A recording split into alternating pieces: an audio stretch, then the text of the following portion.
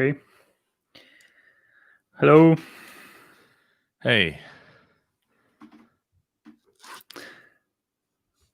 You should say, hey, it's Peter. Right, as usual. Yeah.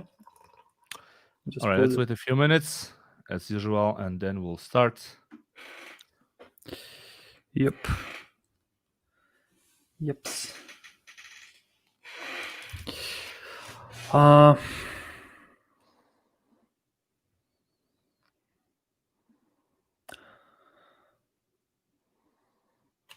Wait. We should start seeing some comments soon, hopefully. Yeah, some people already joined. Nice. Had to. Hello, Samir. Hey.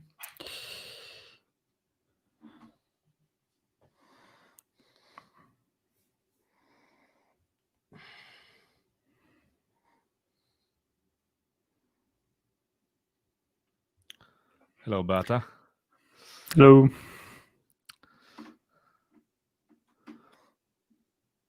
I'm wondering whether are we allowed to put some background music on YouTube, or we got banned immediately? I don't know. We'll have to check next episode. Yeah.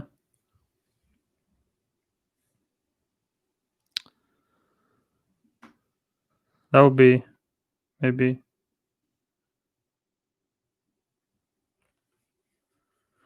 Okay. I can see already a few people. So hello, guys.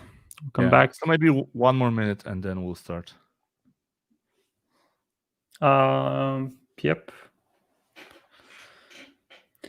Yeah, the plan for today is coding. Yeah, but not only coding. Yeah, some code. We'll probably discuss a few things first, and yeah, we'll see where it goes.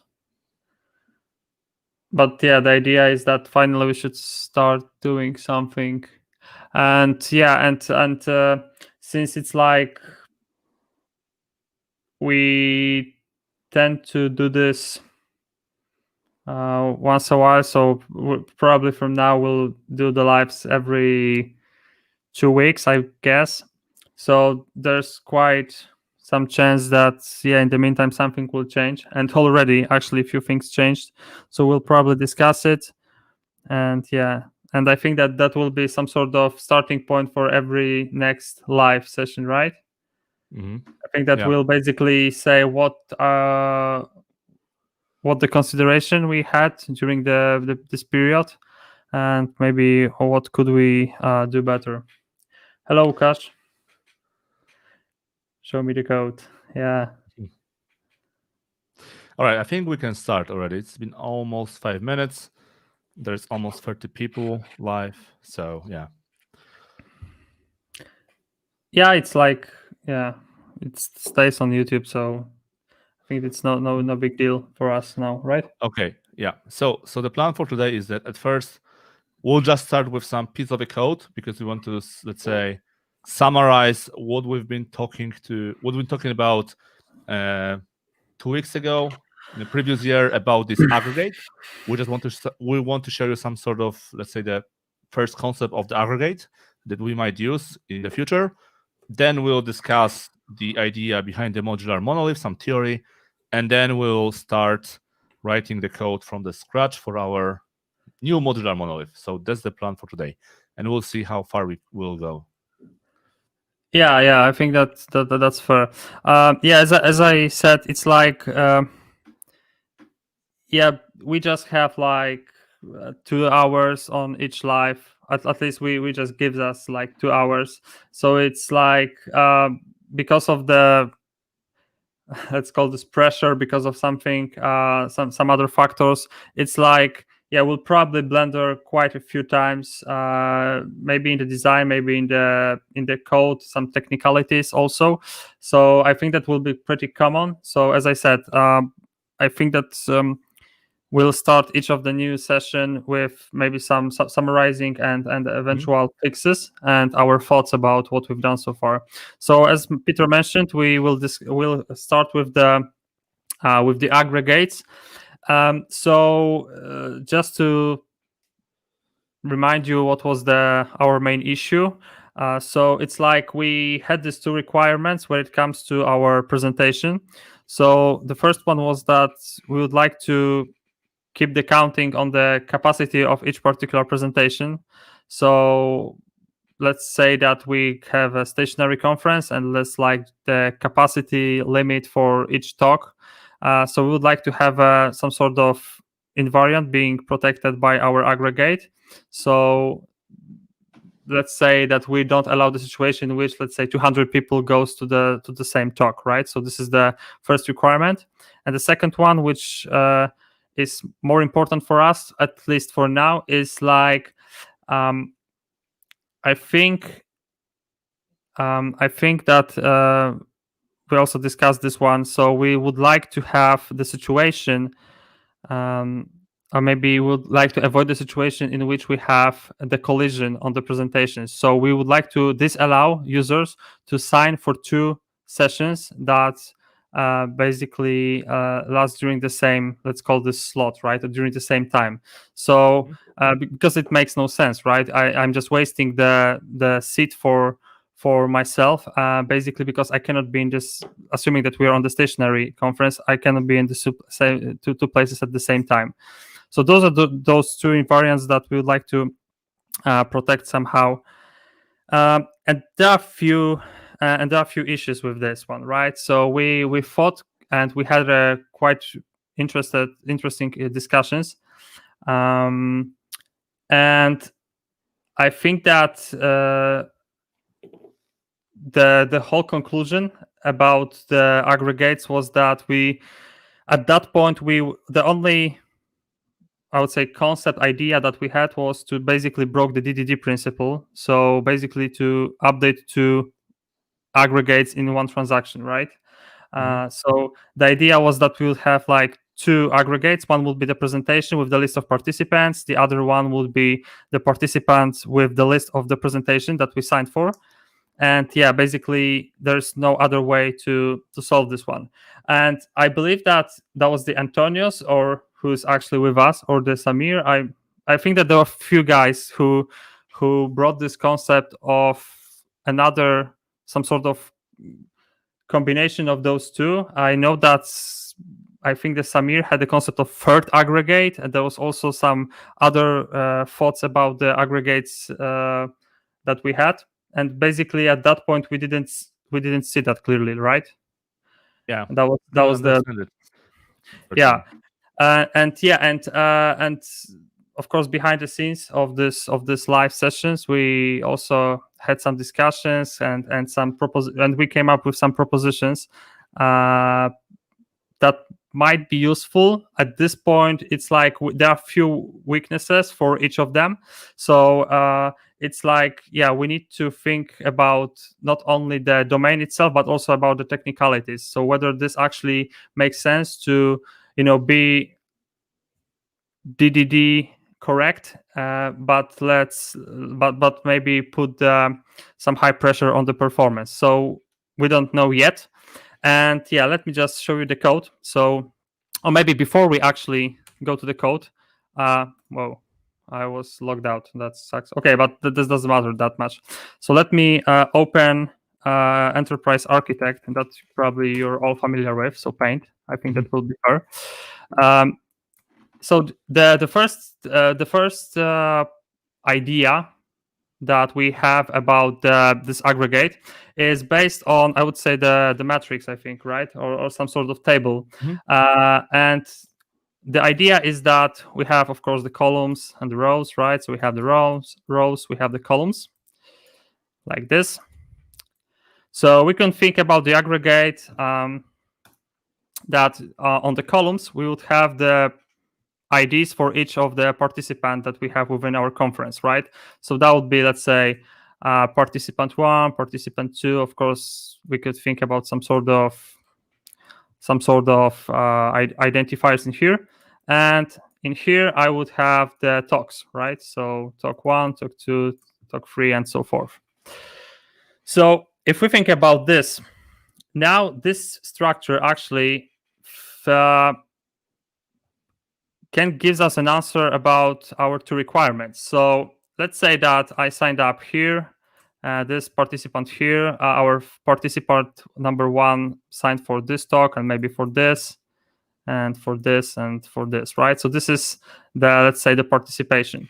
And besides the talk ID, I will need some sort of date range, some sort of, date period when this actually is going to start and finish. So I will just put the start date, and that will be pretty much it. So now if we think about this structure, if I would like to know whether I could sign another participant to my talk, then the only thing I should do is basically count the rows, right, in this particular case, because it's like each X is one participant. So if I have, let's say, P4 and I would like to sign here, I just need to check whether my talk allows another user. On the other hand, if we have, like, let's say, our participant 2, if I want to participate in another talk, now if I will look at the column instead, I could basically check whether I have the X already on the talk, which date time basically fits in the talks 3 date period, right? So that would be allow me to detect the collision on the, let's say, parallel sessions for the participant. And on the rows, I would basically could think about some sort of capacity, right, for each particular talk in here. So that's the proposition number 1. And in code, it's like, of course, it has already you can think about multiple different implementations. So the idea is that we have the presence, which will be something like the aggregate root in this case. We have the ID, and we have the set of the presence slot. That's how we call this one. So the presence slot is just this sort of intersection which has the talk ID with the participant ID, and for the simplicity's sake, we just have one. Let's call this start time, right? So where this particular talk starts.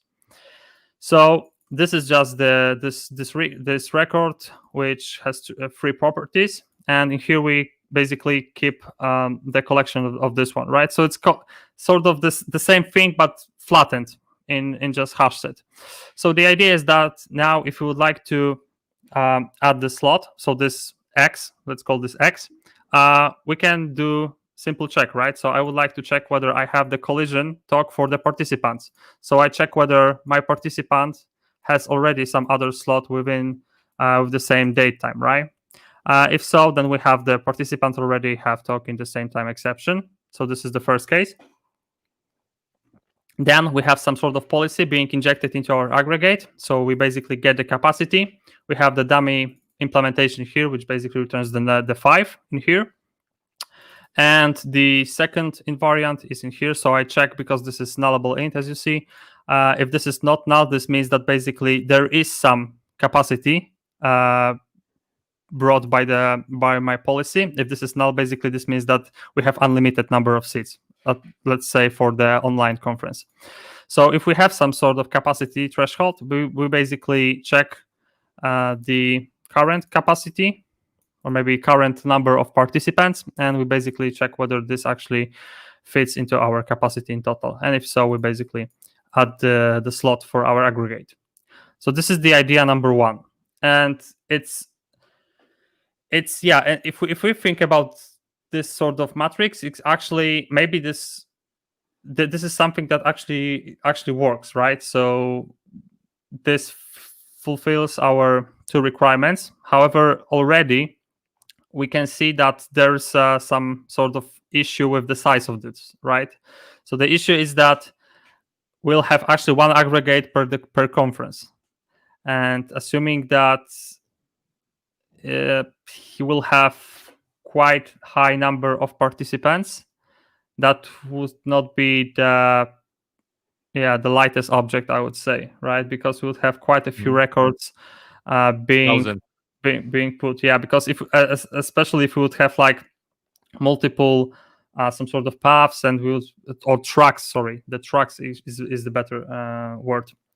So multiple tracks with multiple presentations with thousands of participants, and we will still have to rely on the relaxed optimistic concurrency, because with optimistic concurrency it would be impossible to sign for anything, because we will have the issue with the version number over and over again. So that's not the case. So we have to rely on the relaxed optimistic concurrency, but yet still it's quite, I would say that's quite heavy when it comes to aggregate size. Even though there's not much data inside, right? So we just have the minimum required data to have the correct implementation. Of course, the actual implementation will be slightly more complicated because we'll probably keep the date ranging here. But this could be put as some sort of value object. That would be not an issue. So the second version is slightly, I would say, narrower when it comes to the scope. So and what I like about this implementation is that it actually is more, I would say, it's closer to the ubiquitous language that we have, or actually I wouldn't say that we have the ubiquitous language well defined, but something that already appeared even during the event storming sessions, right? So the idea is that we'll basically have the participants, so something that we already know. So as you see here, we have just the ID and the email. We have the presentation with the list of the participants, so something also straightforward. But the idea now is that we'll group these presentations in the slots. So we basically time box all the presentations during the same date period, right? So we have the presentation slot, which represents some period of time with start time and end time. And during this slot, we'll have multiple presentations, probably on multiple tracks. And the idea is that now we have this presentation list in here. So this actually, because we have now this one, let's say, object above the presentation, this now allows us to fulfill two requirements, because with just the presentation, we could not detect the possible collisions, right, for the participant. So now having this time boxed in this object called presentation slot, the name sucks, but you probably get the concept. Now it's slightly different story, because if I want to add the participant to presentation, first I check the presentation, check the null. This is, just some sort of must-have. Then we check the collision. So basically what we do is we are taking the presentation, checking whether we have presentation within our list that already has a participant. So if this is true, this basically means that someone already signed for another presentation, or the same presentation actually, because in here we don't exclude the this presentation ID, right? Of course we could do this, but basically if we already signed up for this time box anywhere at any presentation, we'll have an exception being thrown here. And then we have this capacity policy. We take the capacity, check the number of participants, and if this is over the limit, we basically throw an exception. If not, we basically add the participant to our presentation. So this is already smaller, because now our aggregate would be like, in this case, would be some sort of some slice of agenda, I would say, right? So if we have like agenda, and here we have the tracks, and here we have let's call this slots, this time slots, we basically have aggregate, which scope is just one, probably for 1 hour, right? Something like this one.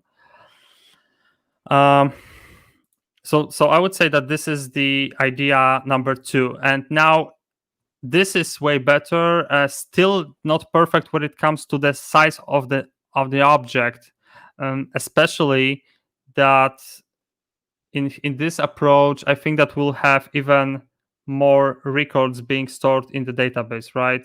I think that the overall number of objects inside will be slightly higher, but we don't have to get and persist everything, right? Just the particular time box in here. There are also a few issues with this particular implementation. So this implementation, at least for now, with let's call this with this shape, assumes that we'll have this time box will be even for every single track, right? So there is no issue. So we assume that basically each session will last for 1 hour. And what happens if we'll have situation when we have, let's say, we could think about the agenda, right? So let's just forget about this one. So sometimes it's like we have multiple tracks on the conference, right? And we have, let's say, something like this, right? So we have the sessions, let's say something and something, and we have the third track, and maybe this is the track dedicated for the workshops or for something, or maybe basically some very specialized track which basically have like 2-hour slots, or maybe an hour and a half, something like this one, right? So this would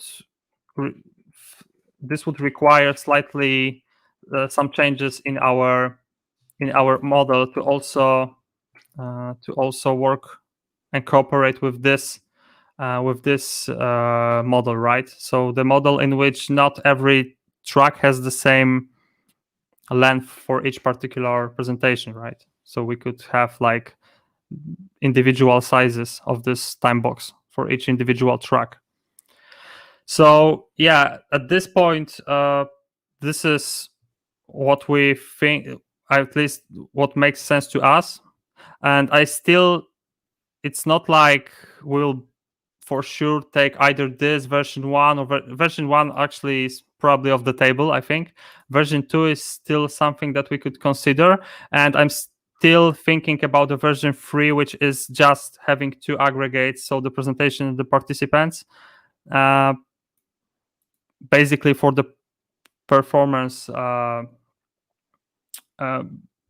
basically because of the performance, because in this case these aggregates will be significantly smaller than those 2 that I've shown you.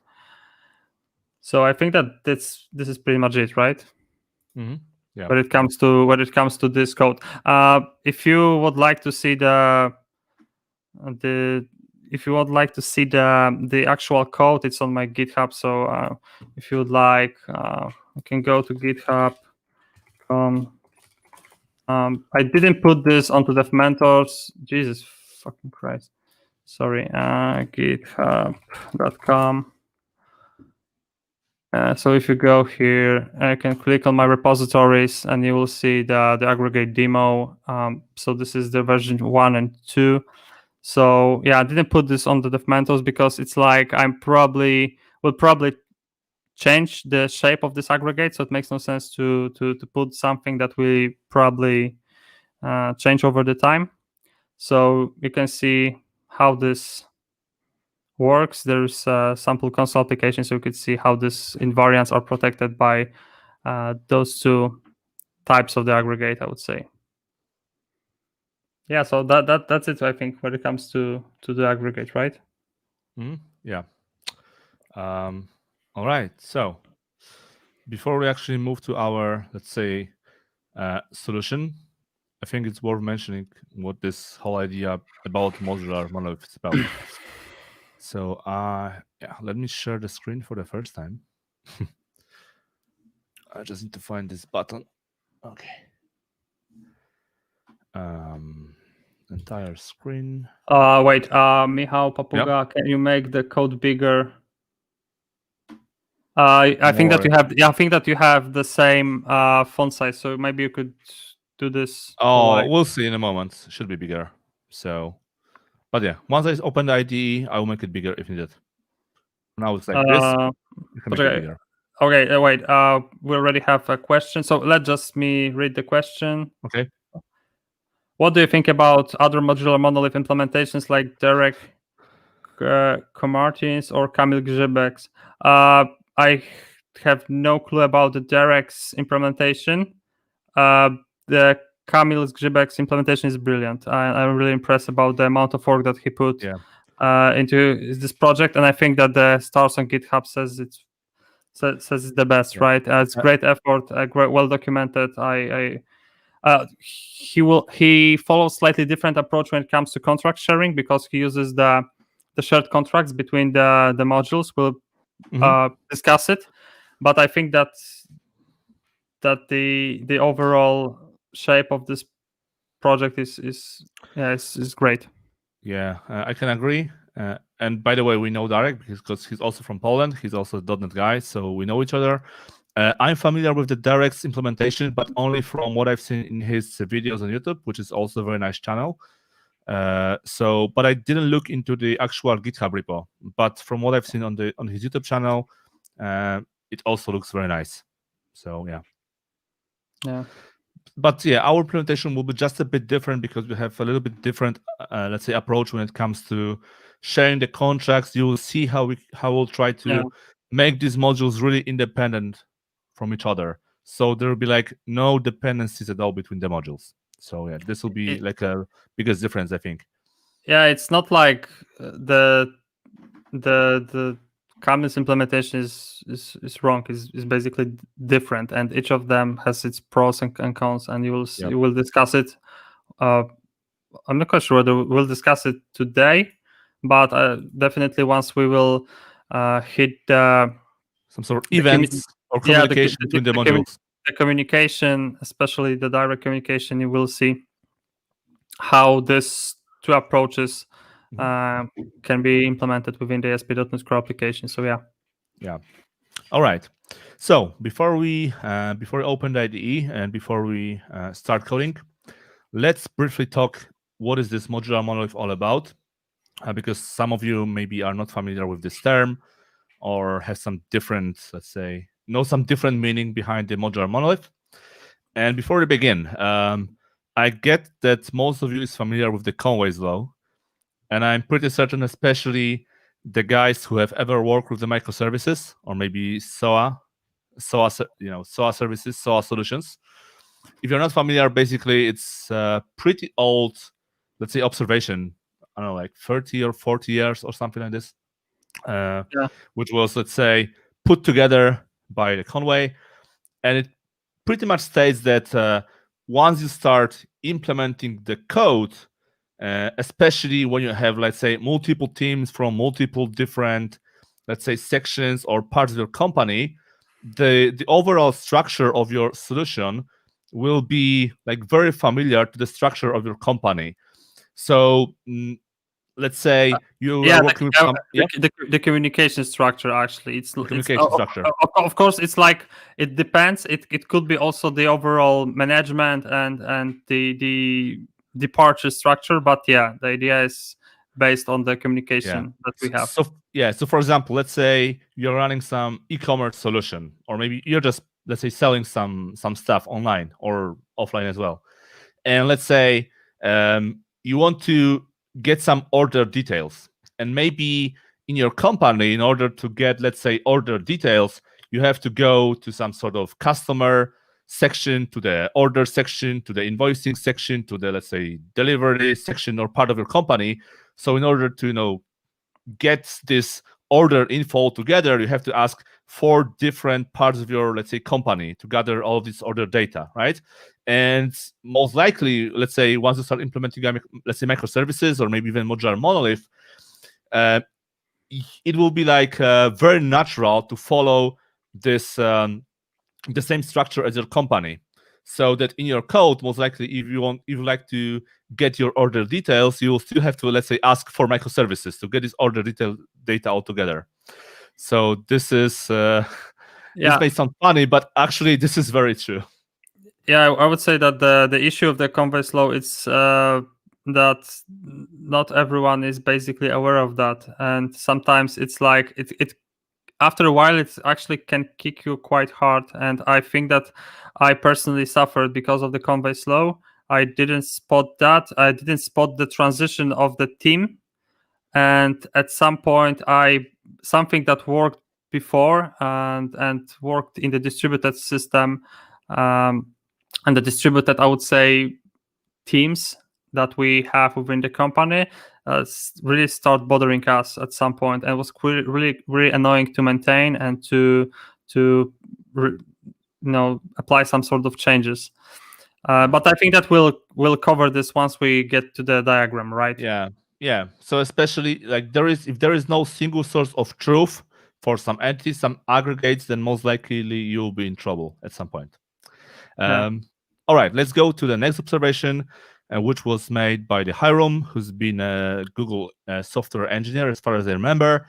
And it's also like, I think, very, I would say, obvious observation, which means once you start exposing your API, whether this is some sort of web API or any other public API, some sort of, let's say, interface with endpoints that the other customers can call, then it really doesn't matter what you will promise in your contract, in your objects, because given that there is, let's say, this sufficient number of users, whether it's 100,000, 10,000 users, doesn't really matter, then most likely they will start using your API or application in a way that you have never dreamed of. They will start using some properties of your objects to, somehow populate their own databases, to somehow run their own processes.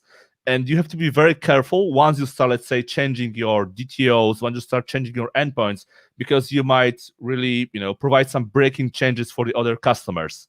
So you have to be really careful what you are doing with your API once it goes public and there is a lot of customers using it.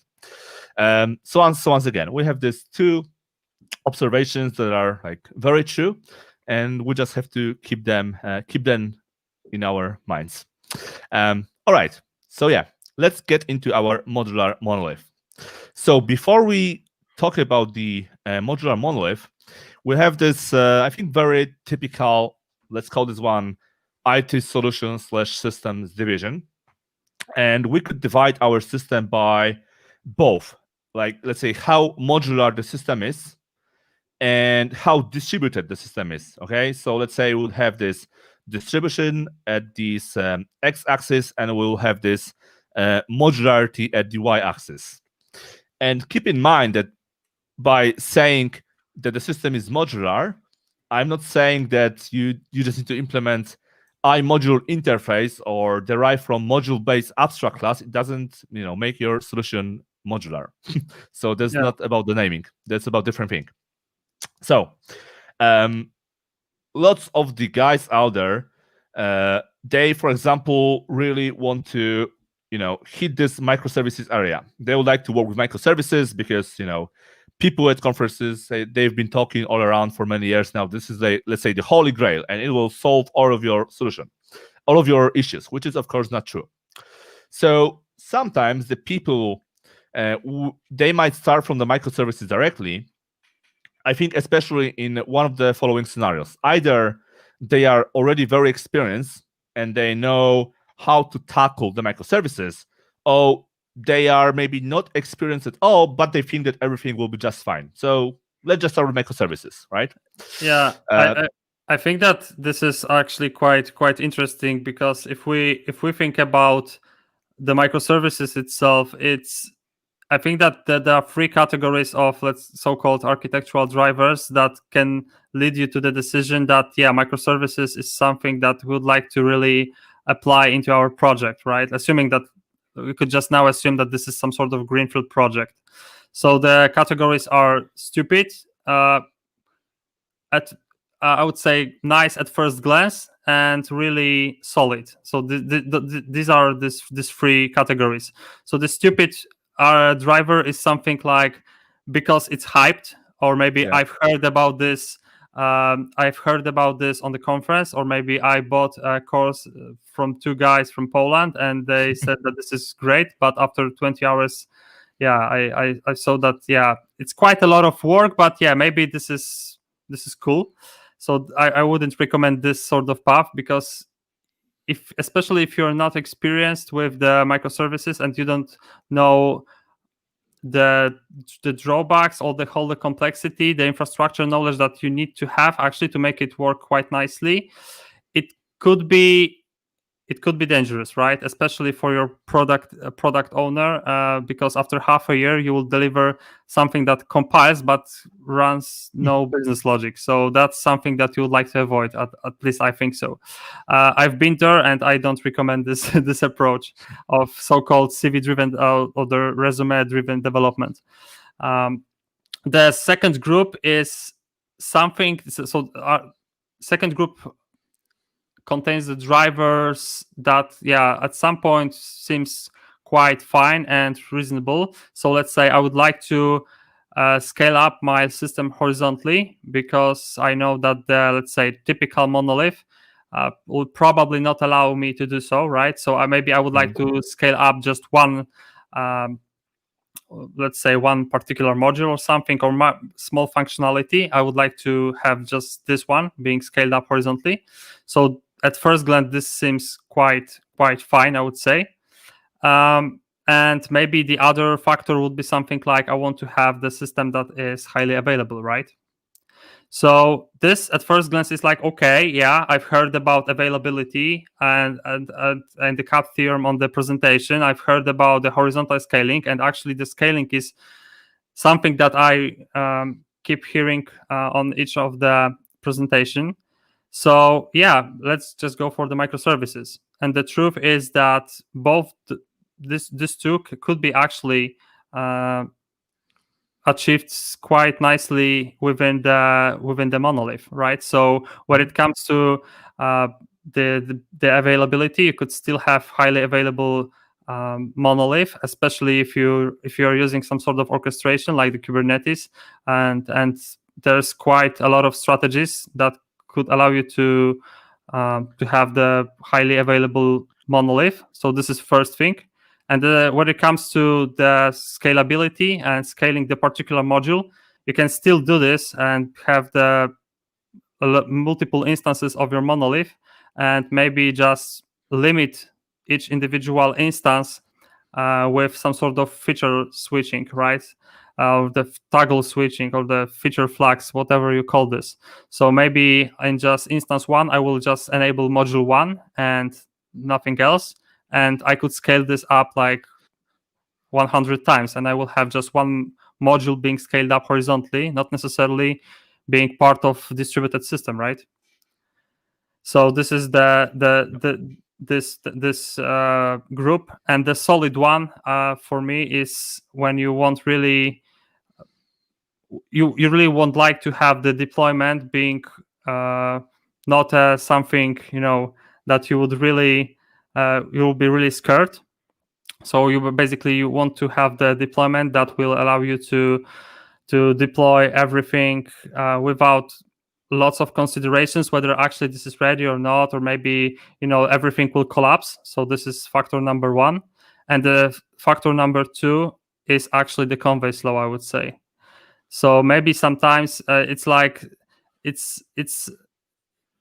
pretty much depends, because at first glance it's like, if you suck at creating the monolith, you probably will fail on the microservices.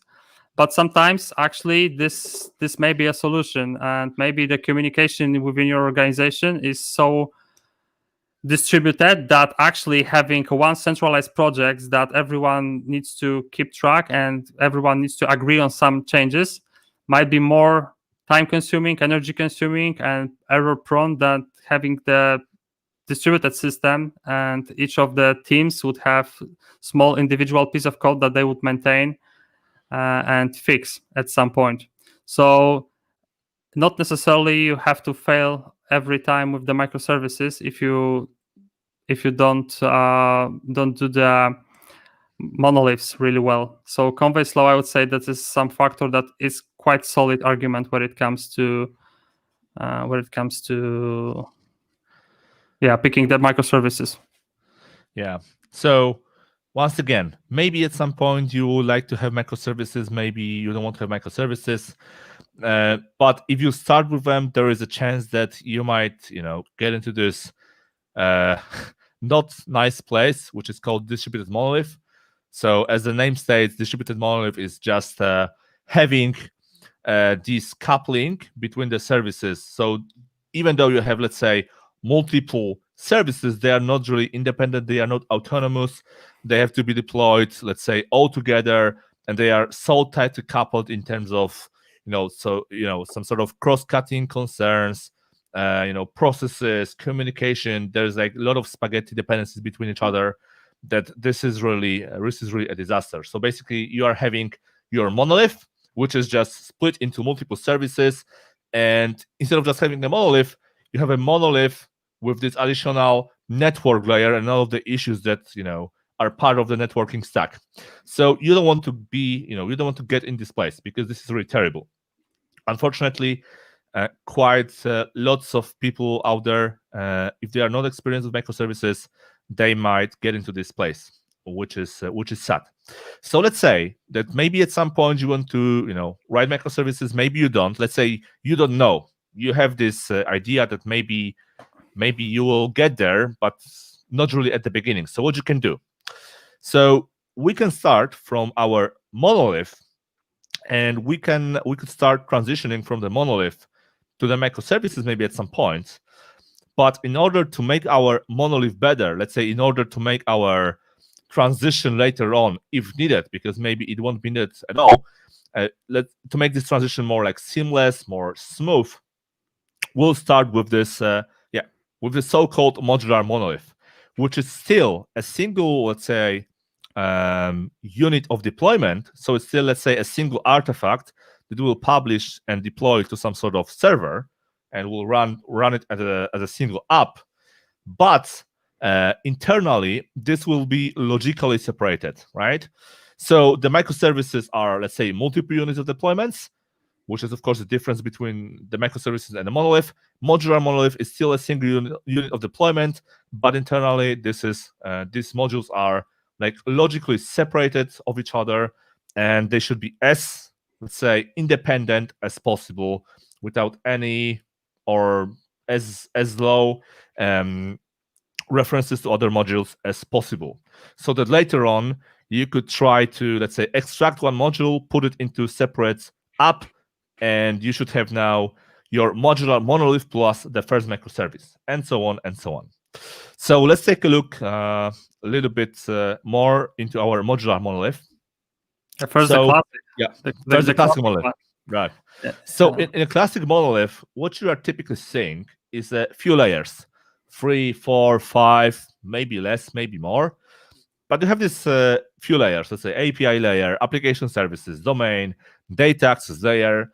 Maybe somewhere in between, you'll have this mapping layer between your API, DTOs, or requests, your application services. But pretty much that's it. If you follow this typical path, yeah? I think that that was... I'm not quite sure. I think that Eric Evans, in his famous blue book, described this layer architecture and the reason it's so popular was actually the consequence of how the particular business or maybe the organizations were made, right? So we basically had like the backend developer, someone responsible for the databases, so some DB admins, some front end guys. So there was like different layers of the responsibility and data transfer between the guys within the team.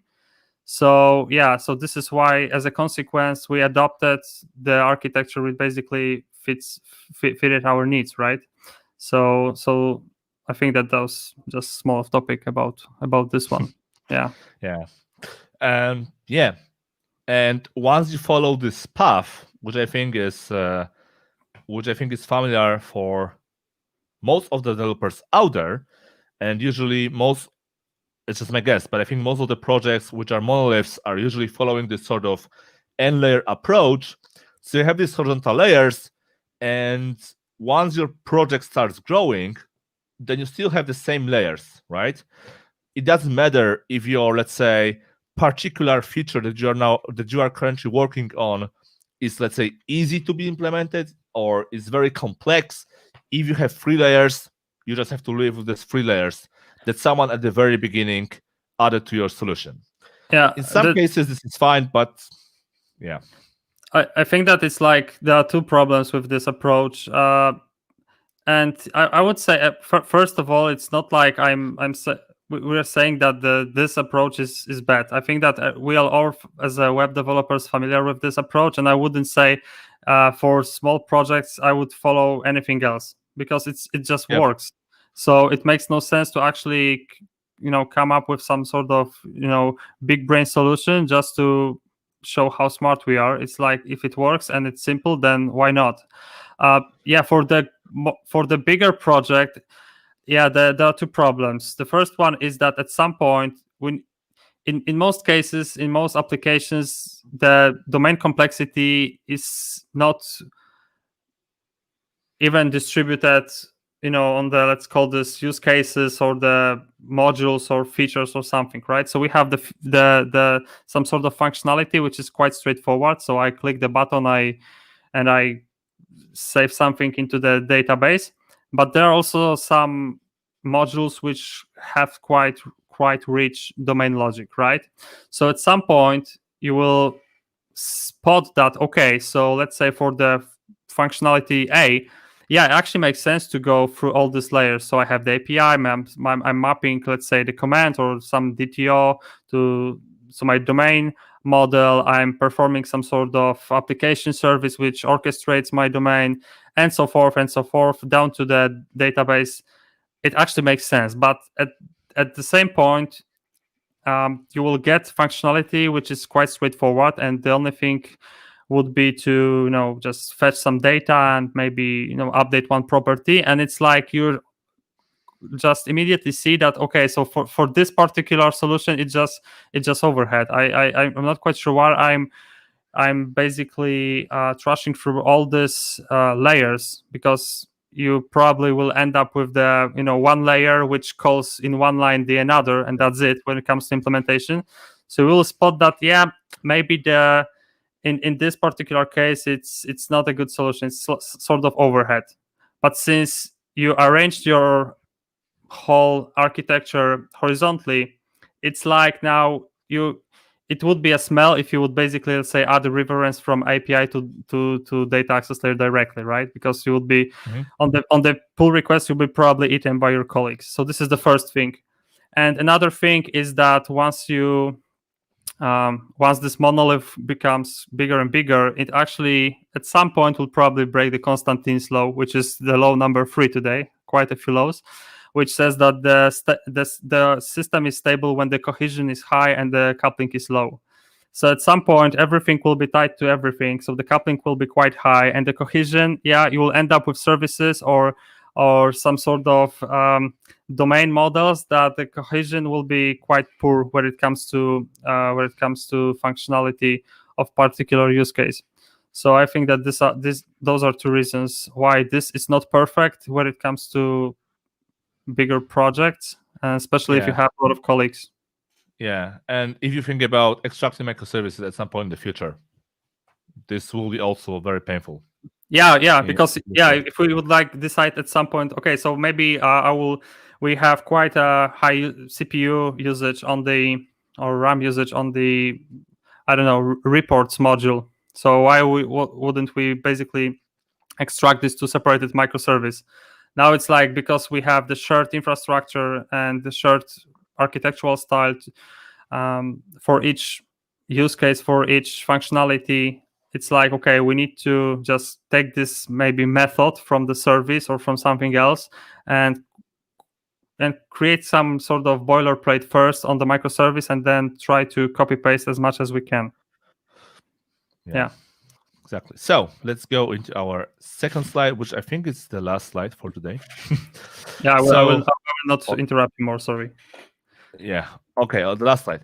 So with the modular monolith, as we mentioned before, this is all about having this internal logical separation between our modules. So here at the first glance, you can already notice that our modules, they might have different kind of architecture internally.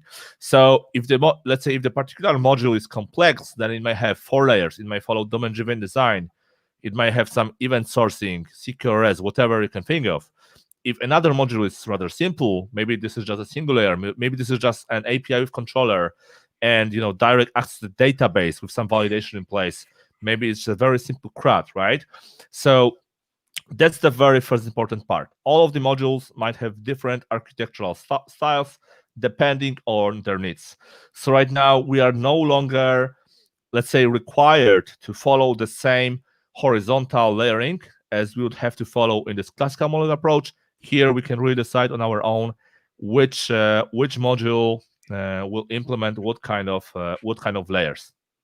So that's the first thing. And the other important part is that these modules, they really have to, let's say, hide and encapsulate their set of data. And in order to, let's say, communicate with another module, whether this is asking for some data or whether this is sending some sort of request to the module to, let's say, perform some action, this can be only done through some public interfaces, right? So just like you have some web API which exposes the endpoints, so this is your public interface to the web API, the same approach, we want to have the similar approach with our modular monolith. So our modules will expose some sort of interface, and whether this will be just an interface using the C# interface that can be injected through the IOC container, or whether this will be some sort of comment, query, a pattern, or whether this will be something else, it doesn't matter. We can achieve this in different ways. The important part is that these modules are responsible for encapsulating their data. So let's say if orders module wants to grab some data from the users module, then this orders module will have to talk to the users module for some, let's say, users module interface, or by sending some sort of get user query or some command, whatever it is. And maybe for this get user, the order service would receive some user DTO from the users module. So we want to avoid a situation in which, let's say, the orders module gets to the database of the users module. And, let's say the orders module is aware that there is some user table from the users module, so it hits the database directly. We want to avoid this, because if we won't follow this encapsulation for our data access layer, and if modules will start to getting data from the other modules directly, then this is an issue, because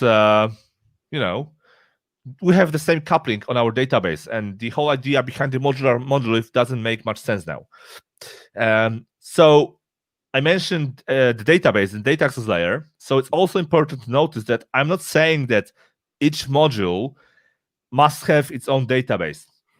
I would say quite opposite. You still might have a single database, but let's say if you are running the SQL database, PostgreSQL, MySQL, SQL Server, maybe you could split this modules using custom schemas. Okay, so let's say you would have users, orders, deliveries, discounts, and so on, schemas. So this will be still a single database.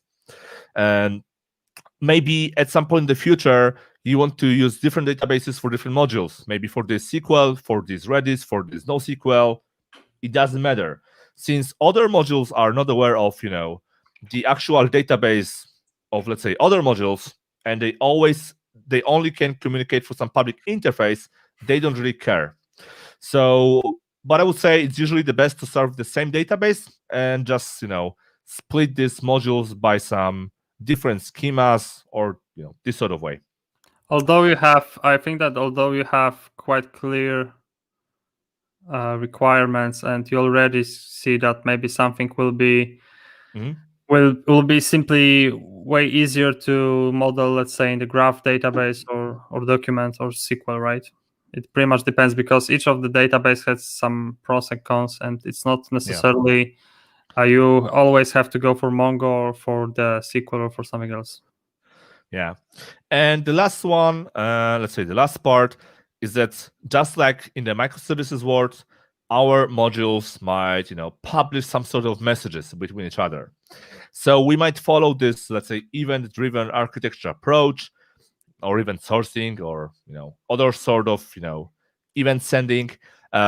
meaning that I might have, let's say, user created event or order delivered event or delivery started events, and I can simply publish these events, and then the other modules, just like in the microservices world, where I would, let's say, send events through the Kafka, through RabbitMQ, or through some other message broker or service bus, I might follow the same event-driven architecture approach here, which of course will be much simpler because all of these events will be usually, let's say, handled in memory by some very simple abstraction, let's say some in-memory message broker, which simply publishes the events in memory and calls some internal event handlers in the same process. But of course, if you want, you could plug in the Kafka to your modular monolith and send events to the Kafka, right?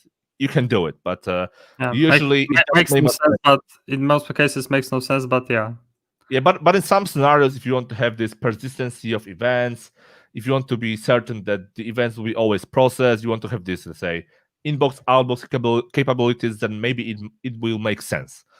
But still, you can notice that there is like a lot of similarities when it comes to modular monolith and the microservices. You have this separated microservices, which in our case are separated modules. You have these public interfaces. So here we'll be calling some public interfaces, for example, injected to the IOC. In microservices, we would send HTTP or gRPC or WebSockets requests through the microservices. Here we'll be publishing these events. In microservices, we'll be publishing the events once again, but through some dedicated message broker. All of the microservices / modules will have its own database that should be encapsulated by the particular module.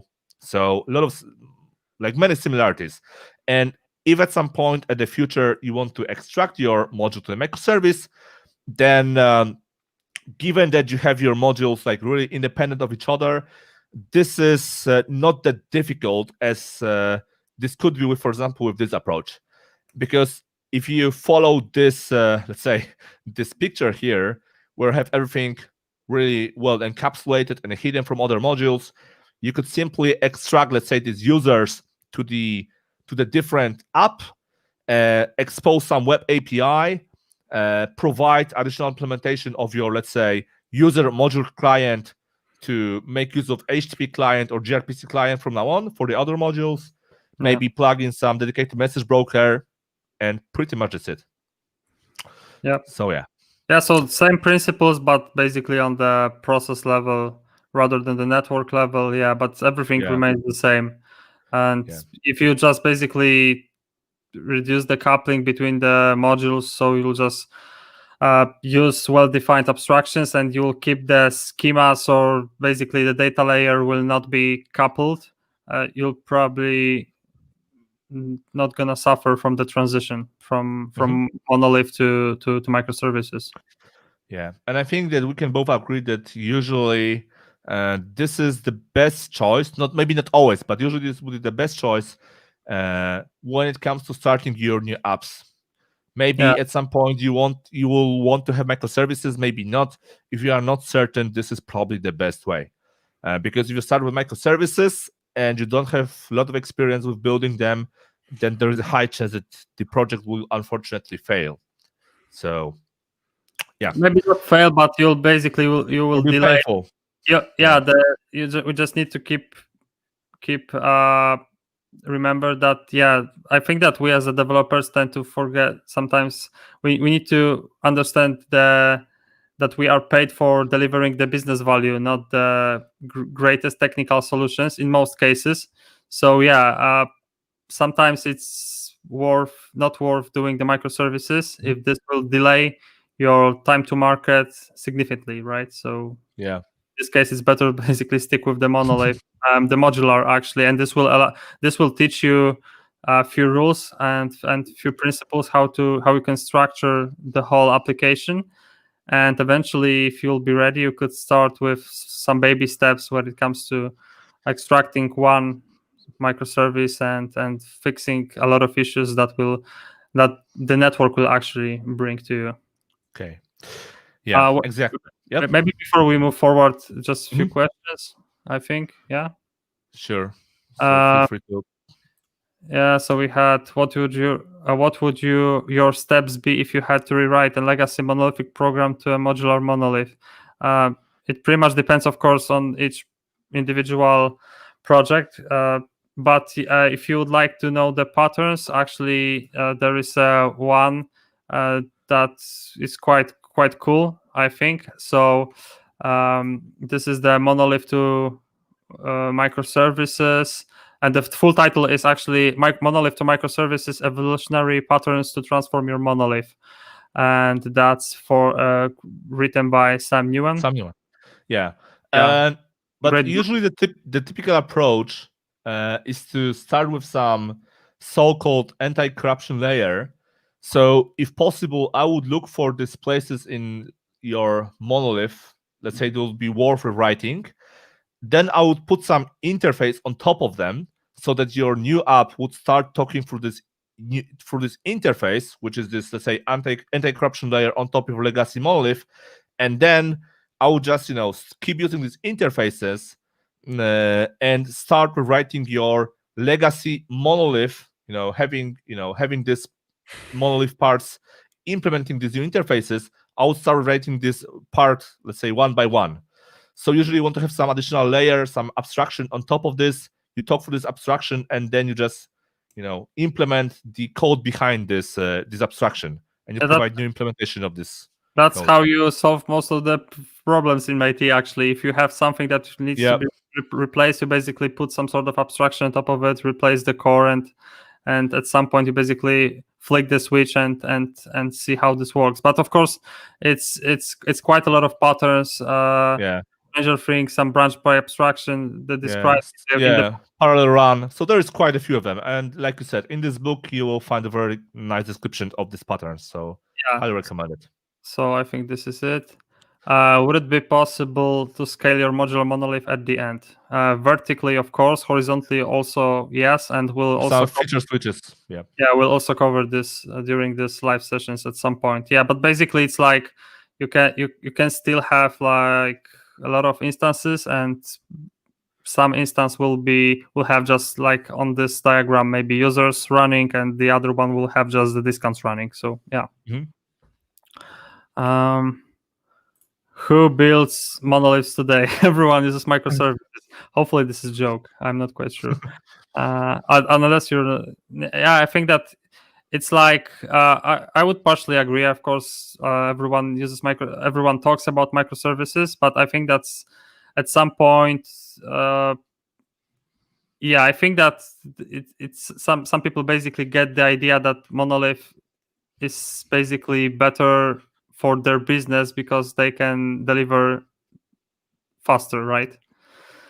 So I think that even when we discussed the Polish version of the microservices.net, and we had the survey, right, for the people. So what's your knowledge about the microservices, or what's your experience with microservices? We had something like, I know this theoretically, I tried to implement this, but I failed. Or I'm an expert, I implemented this successfully. And there was unfortunately quite a lot of responses that someone tried to, create the microservices on the production, and they failed basically. So it's like, there's quite a lot of challenges, and sometimes it's not worth doing if you're running quite simple app. If you're wondering, maybe not wondering, if you're worried about the performance and the scalability of your monolith, I wouldn't bother that much about this topic. This is avoid microservices. That's the agreed. That should be the subtitle for this. Okay.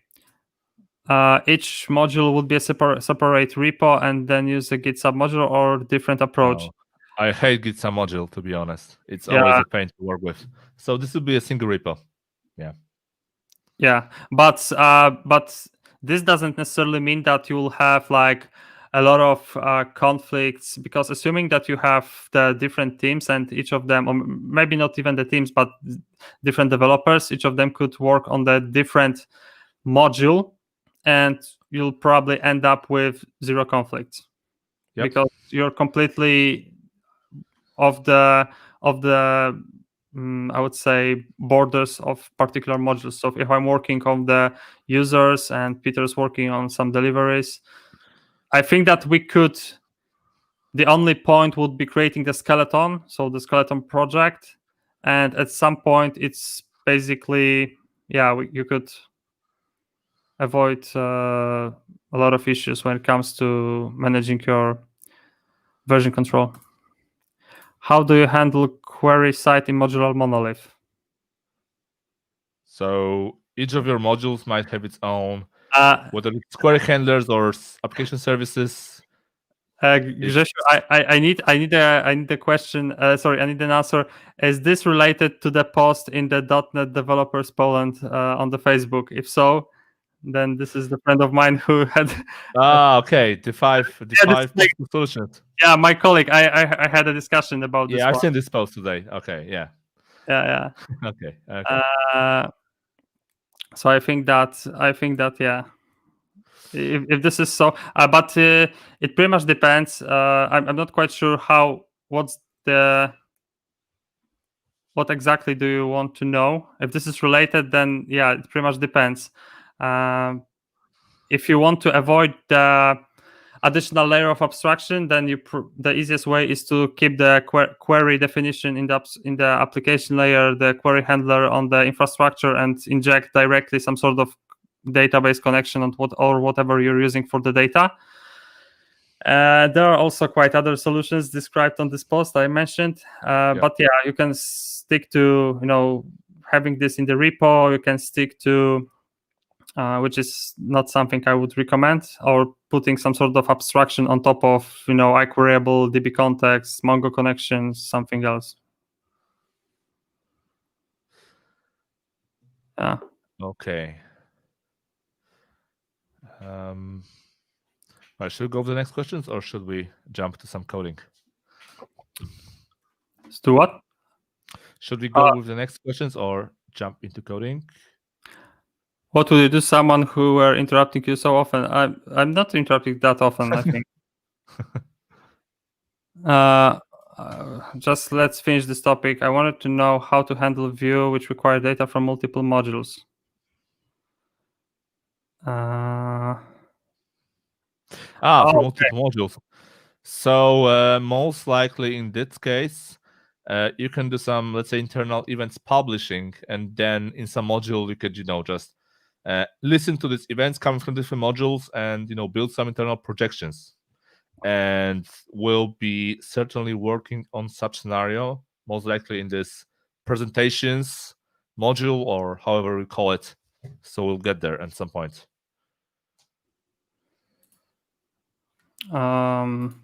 Yeah, I think that's solution. I will put for the Polish viewers, if you are on the Facebook group.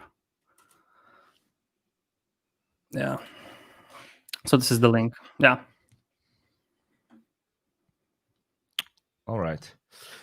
So shall we forward? I think so. Yeah.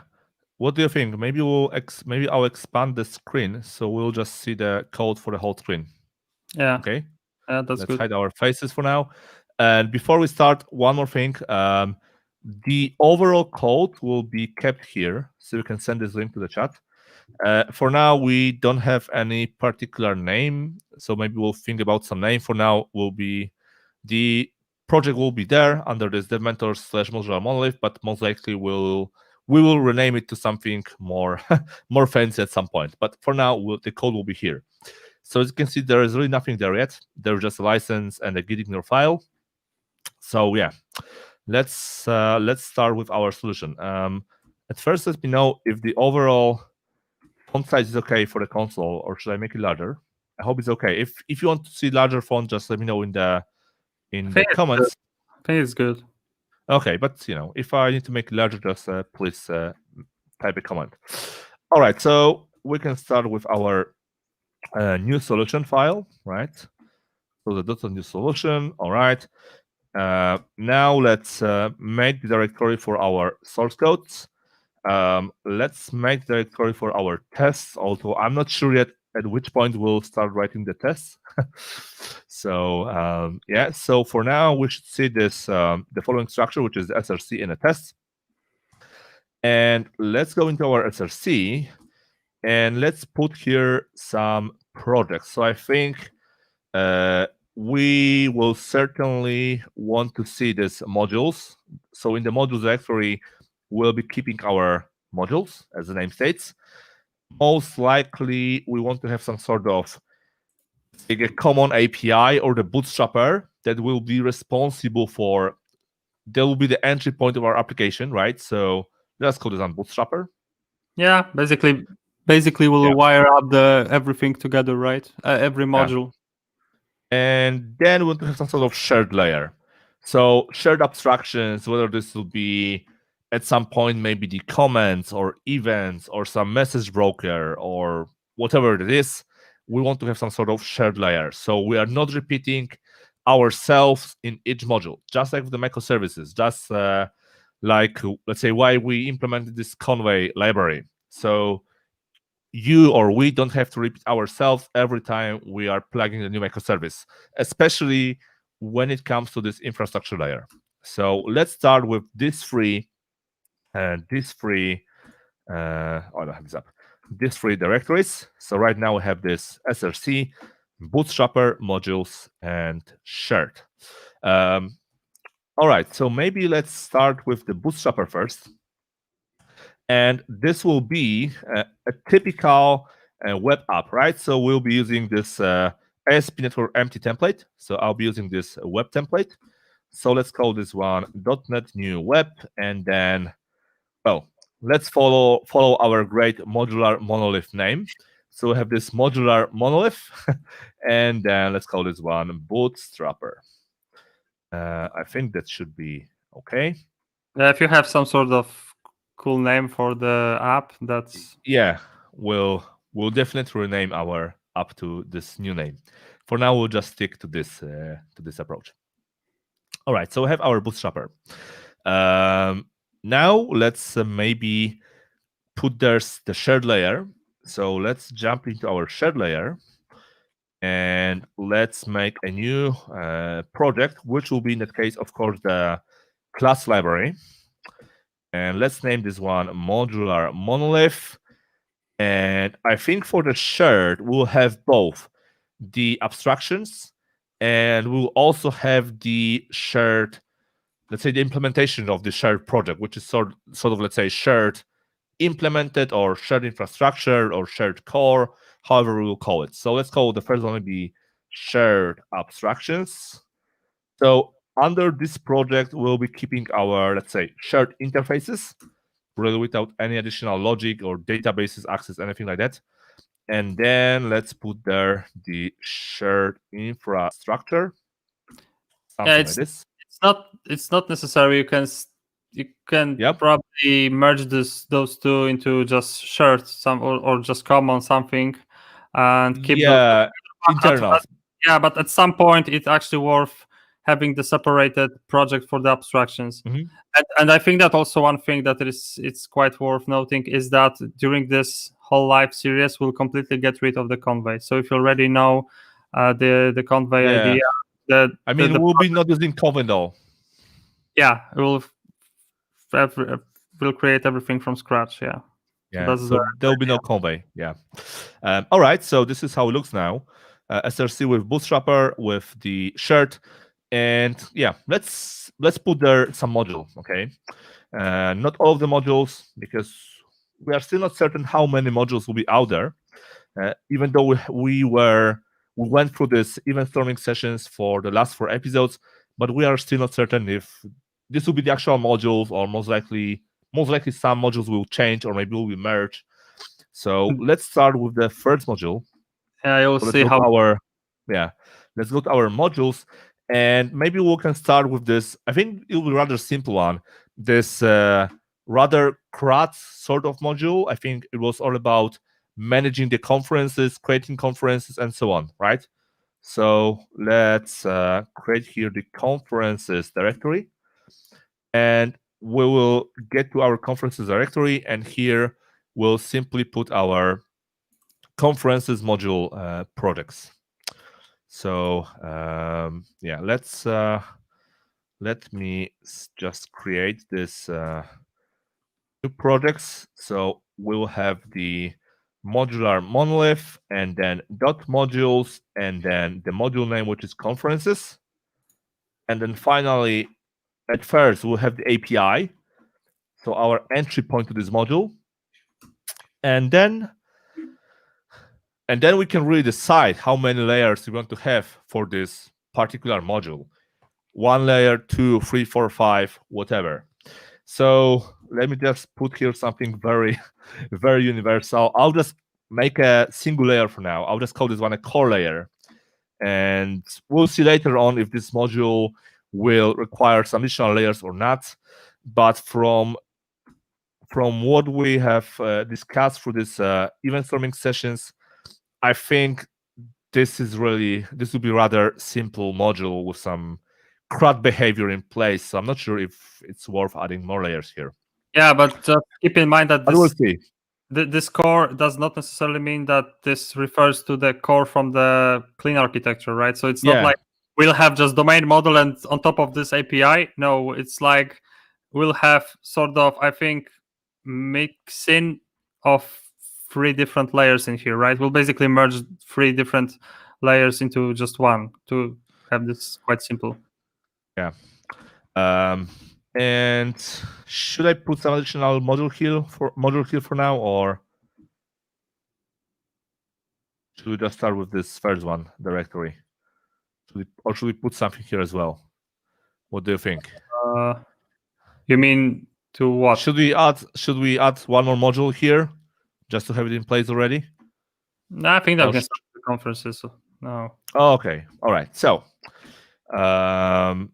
yeah, we don't have any tests yet, but I think we could just add a single test project for the sake of this episode. So let's go here and let me create a new test project. Let's call this one Modular Monolith, and then tests, and then let's say end to end. Yep. I think that you're missing the catalog also. I think the end to end.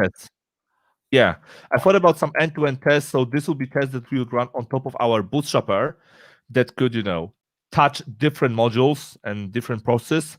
And then we will have, let's say, unit and integration tests per particular module, something like this. And wait, we already have the question from Bartek.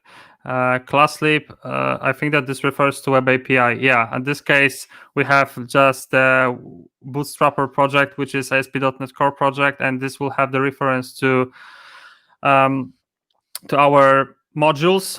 And yeah, within each module, we'll define the controllers, and this not necessarily have to be ASP.NET Core as well, because we'll bootstrap this from the ASP.NET Core app.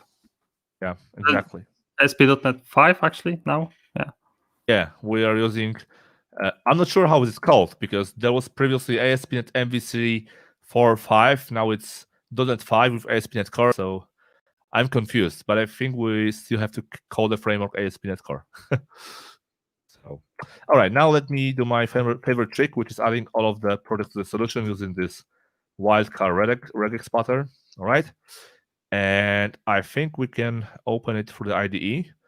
I won't be using the rider. Sorry, I won't be using the VS Code because this is fine tool for small solutions for web apps, but for the bigger apps, it's not that great, at least for me. So I'll be sticking to rider. From the VS Code, maybe I'll be doing some sort of checking what are the changes in Git history, or current Git changes, or maybe I'll be using this for sending the HTTP requests. But probably nothing additional on top of it. Yep. All right. So again, let me know if you can see if the font is all right for you. Okay, I'll just close this. And before I move to adding some coder, I'm just going to do two things. The first one is that I will open the properties for the project. I hope the font is fine. If you want to see bigger font, just let me know in the comments. I'll get rid of this HPS. I won't be running this on using the TLS. So I will remove this part. I will also make launch browser false because I don't want to see my browser opening a new tab every time I start the project. And one more thing, I will just make this lowercase, and I'll make this file lowercase as well, because if you were to run this on Linux, which is case sensitive, well, and you have a mismatch between your app settings file and your and your environment name, you will see some weird errors. So this is why I always make it lowercase. All right. So we have here some app settings. I will get rid of them. I don't really care about this stuff at all right now. Also, likely we'll plug there some external logo later on, maybe Serlog or something else. So I don't care about the settings. Now, since we are using C#, C# 9 and .NET 5, we can finally do this cool thing, which is the top level statement. So I can do it like this. I can get rid of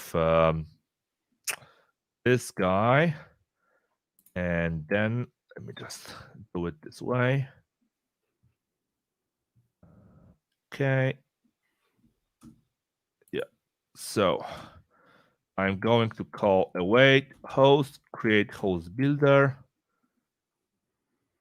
Create default builder for our arcs. Oh, I have it here already. Sorry. Okay, and then build, and then run async.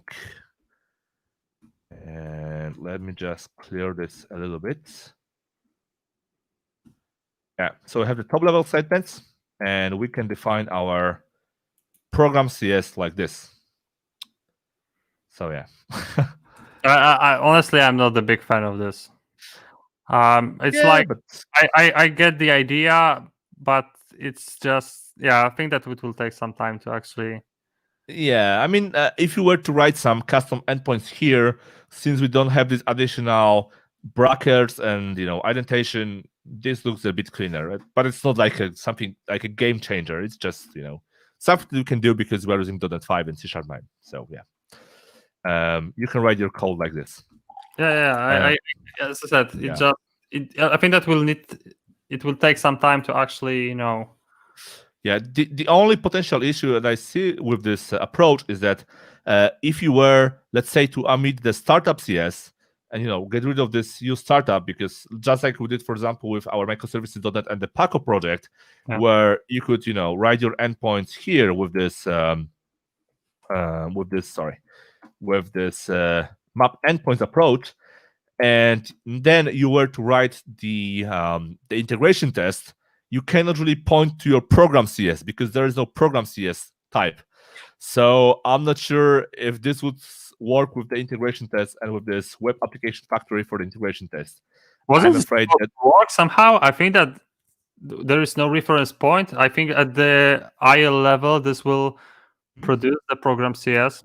I don't know. Yes, at the IL level, but still, this test class is generic, so it expects from you the entry point. And if you don't have a startup and you don't have a program CS, I'm not sure if this is going to work. But yeah, we'll have to check this one.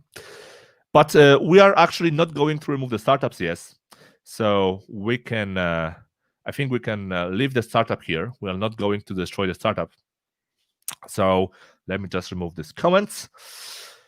All right, so what we can do here, I think at first we could add a reference to our module, the API, this one, and later on we'll just add references to, let's say, more modules. I'll also get rid of this one, since most likely we'll put here some, or maybe I'll leave it for now. Let's leave it here. What do we have? The routing, which is fine. Use endpoints. All right, let's just call this something like Modular Monolith API. Let me get rid of this. Let me make it a one-liner. Oops. A little bit. Right.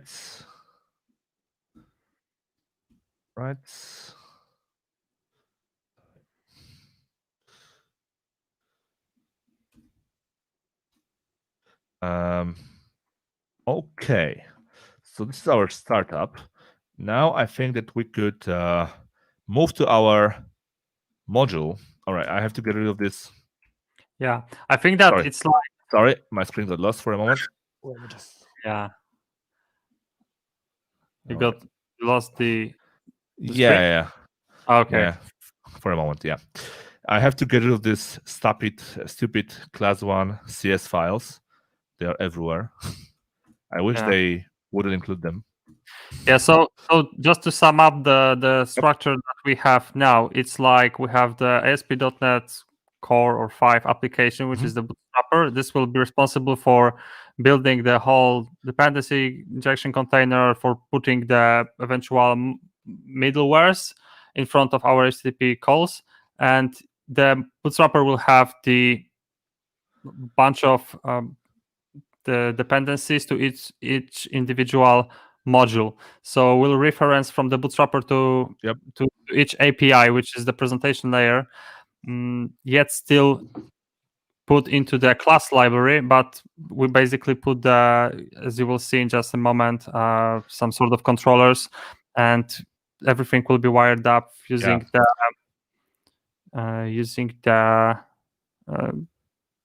the service collection, right? So basically use routing and then the application builder. So use routing and then map controllers.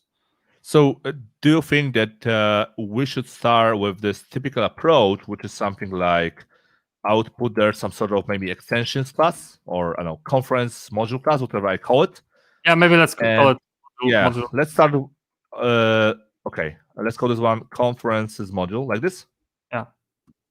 All right, and here we would simply follow this typical convention in ASP.NET Core, which would be something like service collection. So we'll have to add the reference to this namespace in a moment, and we could call something like add conferences module by providing this as extension method. Do you think about this approach or something else? Yeah. I think that's at the very first glance, I think that's most straightforward and does not require any additional infrastructure behind, right? Because later on we could think about some sort of automatic module registration, which will not require any changes. Yeah, we could try to load the assemblies, right, and so on. But so it's great for the parallel work if you have colleagues that work on the same project, because you'll have less conflicts, let's say, in a startup CS. But yeah, for now, if we're working just all alone and on this, it basically makes no sense. And I think that one more thing which also is worth mentioning, and I'm not quite sure whether the Samir actually asked about this one, but it's like one of the differences between our approach and maybe the Camille's, which was already mentioned, is that as far as I remember, in Camille's implementation, he has the separated dependency injection container for each module, and then he uses the composition root pattern to actually have this some sort of centralized point in the code, while we'll basically share this, right? And of course it has some drawbacks, and potentially you could resolve something in the module that is not supposed to be resolved there. But assuming that you will keep your references, maybe you will not expose something that you should not. This should not be a big issue, I think. I think it's good that you mentioned it. If we don't want to see these classes or methods in other modules, even if these modules for any reason would try to, let's say, reference our module, we could make this one maybe internal, and we could expose maybe the internals of this module only to the bootstrapper. What do you think? So that any other module wouldn't be able to see this type. I'm not a big fan. You know. Yeah. Okay. I mean, yeah, it's like it's fine. Yeah, but it's the the issue that you might have is that IDE will suggest you something, especially if you will have later maybe the Mhm. local copies of the contracts. You might have the issue that you'll reference something from another module. It might be an issue, so it's sometimes better to keep this as internal. Yeah, if eventually if you would think about microservice, it makes no sense because you'll They don't share the code base, so yeah. But yeah, we can change this to internal. It's not a all right. Yeah. So yeah, let's make this simple trick/hack. I'm going to put here the following attributes. Sorry, I have at first this will be assembly, and then this will be visible only to the modular monolith dot bootstrapper namespace. Okay, so now we need to add a reference to this guy, and actually, since I think all of the modules will have some sort of reference to whether this is iService collection or whether this is going to be iApplication Builder for registering its own middlewares and so on, I think it makes sense to put, let's say, this common dependency to maybe our shared project, because anyways, our modules will be referencing this shared project. So maybe it makes sense to put some reference here, right? Which is some sort of ASP.NET Core Framework reference, or this dependency injection abstractions and so on.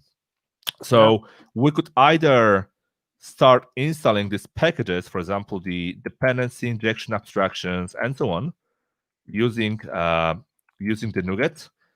But, and I think this is still valid for the ASP.NET Core, because at least when I looked for that recently, I couldn't find if something has changed or not, but it still works. So what we can do, and let me just do the following. I can put here this new item group, and I will make here the so-called framework reference, and I will make this reference the Microsoft ASP.NET core.app. So from that point on, I will have a reference to the actual framework, and I will be able to see the service collection, the application builder, and other stuff coming from the framework. Otherwise, I would have to install these packages one by one. So we could either follow this approach or install these packages independent of each other. But I think this will still work. So let me see. If I add a reference now to our abstractions, so maybe at first let's add a reference from API to the core layer. So at first, our conferences module API will have a reference to the core layer. Okay, and then our core layer will have the reference to the shared abstractions, like this. Right. But so yep. I think that when it comes to abstractions, I would rather stick with the abstractions provided by the Microsoft, because otherwise we would end up with a bunch of stuff that is actually not an abstraction, I would say. So you maybe mean to install this package? Yeah, dependency All right. injection abstractions. I think this would be a good start, and eventually, Okay. All right. So yeah, let me remove this one or comment this one out. The only issue I have is with the application builder, because the application builder for the middleware, it was in some old package. I'm not sure if it's available in some other package, but we'll see when we get to this one. So for now, this will simply return the services. And let's go to our startup, and let's call services at conferences module. All right. So you mean that the application builder is not part of this abstraction? Yeah, the application builder lives in some other package, and this package is quite old, and I'm not sure, because there is no package like middleware abstractions. There is nothing like this sort of way, like this kind of package in NuGet. So there was some old package that actually contains this interface, which is okay, but it hasn't been updated for like months or even years now. So I'm not sure if this is still a valid approach, but we'll see. we'll see if it makes sense to use this package or use this framework reference. I can see this in HTTP Yep. abstractions. Yeah, I think it was. Let me just see. HTTP abstractions. Yeah, and you can see this is some 2.2.0, which yeah, and it's a very old package. I mean, we can install this one. Yeah, but it's .NET Standard 2.0. Yeah, but I mean, it hasn't been updated for like months now, so I'm not sure if this will become legacy package at some point or not. There is, but have you checked whether there is some 5.0 version? Basic, or I assume basic. That's something that I think that okay. Quick check. Yeah, as you can see, last update like almost 2 years ago, and there's even no new preview. So I'm not sure. Let me also check this one. Or maybe let's see if maybe the application builder will be there. Let's see. Let's try this one because I'm not certain. Features, yeah, sounds better. Features maybe here. Let me put this package and let me remove this one. Yeah, that's let's something see. I don't like about the Microsoft, that they sometimes they're quite inconsistent. Application builder. Oh, I think yeah. There is no 5.0? What the hell? Yep, it lives under HTTP abstractions, unfortunately. That was the 5.0 version mentioned. Yeah, but I'm pretty certain this is not from the NuGet. It tried to somehow reference it from my local drive. So, yeah, but still, I'll have to look because I'm not certain if this is a valid package for this interface or not. But I couldn't find anything else. Maybe some of our viewers is familiar with this one. All right, so let's say we'll follow the similar approach, which is the use conference module, and we simply inject our application builder here. And for now, let's just return the app. So somewhere here, most likely after the app use routing, we could call use conferences module. Probably somewhere here, I guess. So we have this routing middleware in place. Maybe before, we'll see.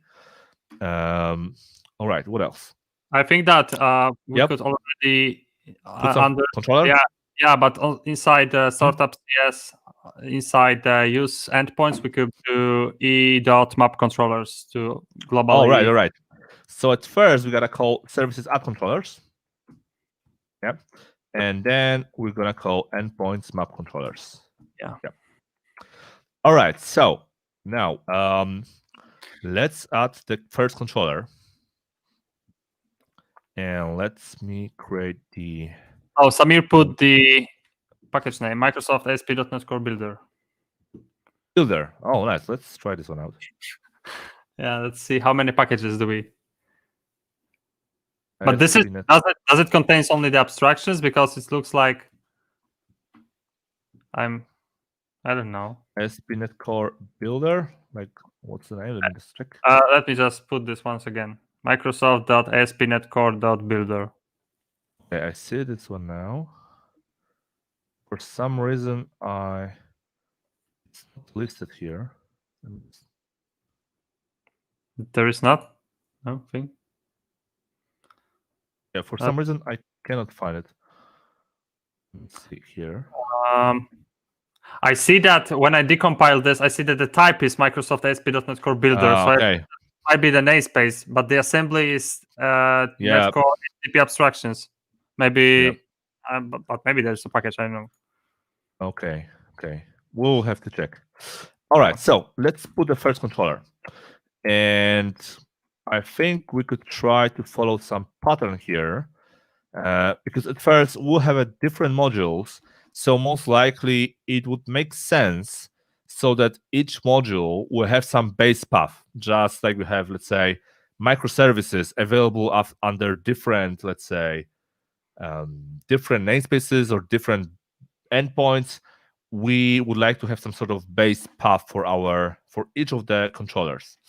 So for sure, we'll have something like the, let's say, home controller. But since there'll be probably like more controllers as well, maybe one for managing conferences, one for managing the host, and so on. We want to have the same behavior for all of the controllers for the particular module. So let's put a new class here, right? And let's call this one. We have the controller base from the framework, so let's call this one base controller. Yep. And that's it.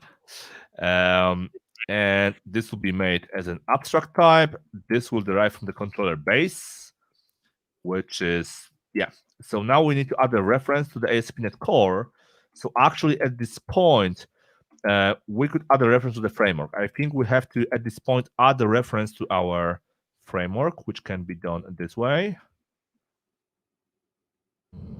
Like this. Okay. I think this should do the trick. The question, yep. We should put this either into infrastructure or to abstractions, because we could also refer to infrastructure. Yeah, I mean, it's. You mean put it here? Yeah, makes sense. Yeah, we could put the infrastructure reference here from our module.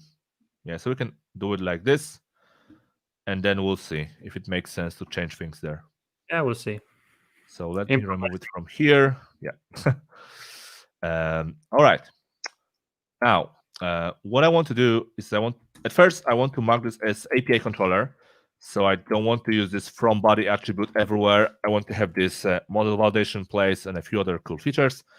Next thing is the base route, because with this attribute, I have to use with this API controller attribute, we have to use the route attribute. Otherwise, our application will throw an exception. So what I want to have is I want to have some sort of base path. So let's say for the conferences module, maybe I want to have some sort of conferences module path and then controller name, okay, by following some default convention.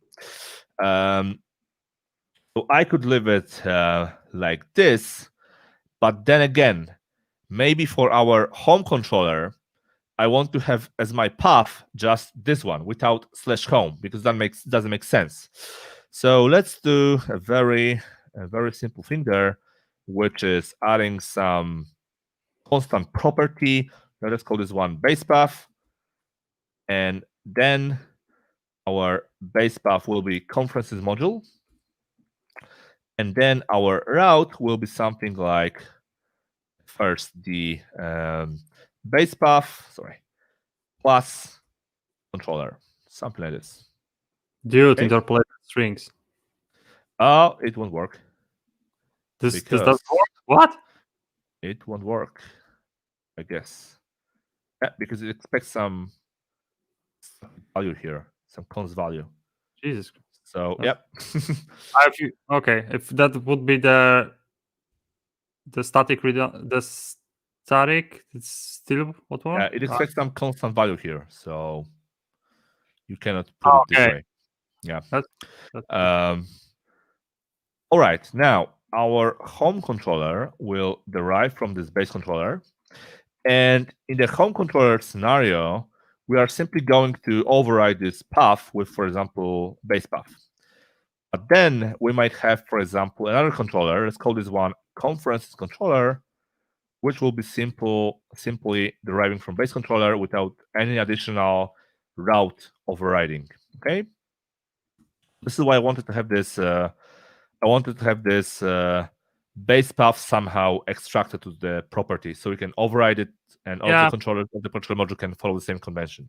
More makes sense. Yeah. So yeah, to start with, let's put there some methods.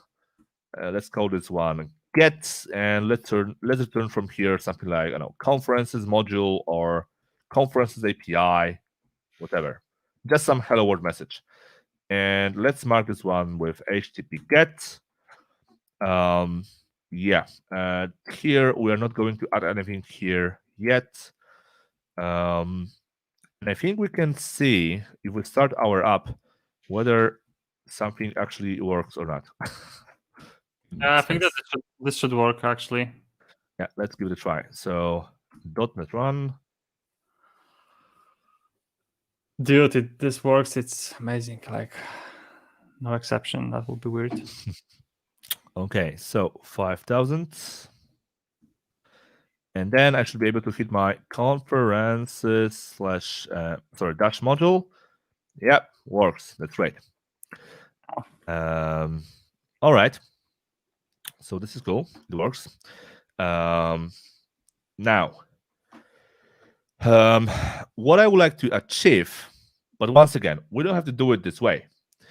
But I would like to show you some, I think, nice feature of the ASP.NET Core. So imagine what happens if we make our controller internal ones. Something like this. Right? So if we make our controllers internal, meaning that, well, no other modules can see or reference our controllers for any reason, what will happen now is that, well, this will build and start, but we will not be able to reach our conferences module, so that the base endpoint, of course, works, but this endpoint doesn't work. Okay, this is not found. But we can actually override the behavior of this of the framework. So let's let me kill this up, and I think this could be either part of our bootstrapper, or this could be part of our infrastructure layer. So I'm not really certain about this one, but maybe yeah. Let's put some code into our infrastructure layer. So let's put some code here. So what I want to do now is I want to put some sort of, this will be called ASP.NET Core feature that will allow to resolve our controllers that can be also internal. Maybe you want to have the internal controllers, well, and want to resolve them. We can easily tell the framework to do so. So let's put there some directory. I think grouping by feature will be the best approach, like ALF, database, caching, and so on. So yeah, that's typical convention. API, API, MVC, whatever. Yeah, we followed this in the Paco, and I think that this works pretty well. Let's put there the following type, and I now call this one internal controller feature provider. That's a very long name.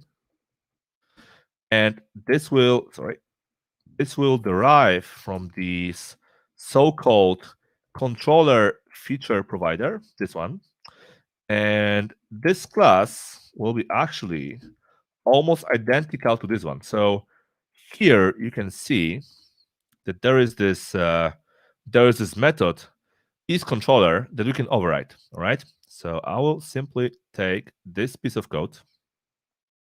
I will override this isController, and what I'm going to change here is the following. All right, as you can see here, there's this if. So if the type is not public, then return false. I don't want to have this one here. So I'm going to remove this one. And yeah, I think that's pretty much it. Sorry. That's pretty much the whole magic that I wanted to do here. So I remove this is public, check, return false. Now we have this control feature provider, and I'm going to actually add this feature to our ASP.NET Core framework. And once again, we could either put this somewhere here, but I think we don't really want to pollute our startup with some infrastructural code. I think it would be the best to somehow keep it somewhere here at the infrastructure layer. So maybe, yeah, let's put here once again some extensions type.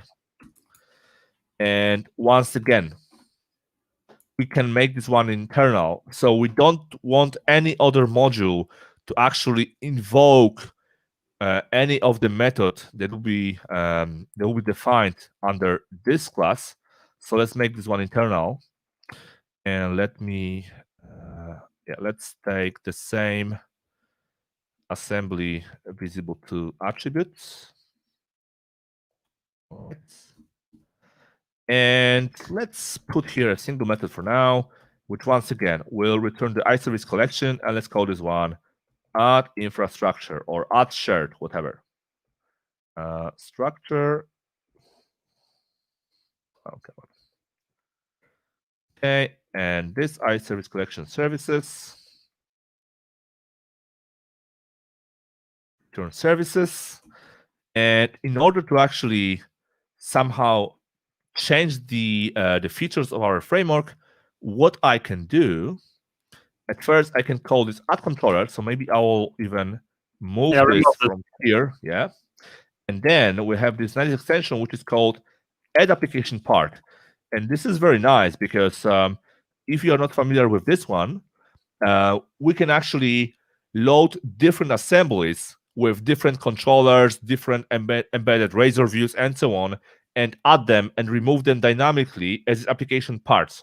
So you could even have your modular monolith loading some dynamic plugins, which is nice. So I'm going to call this this configure application part manager. There's our manager.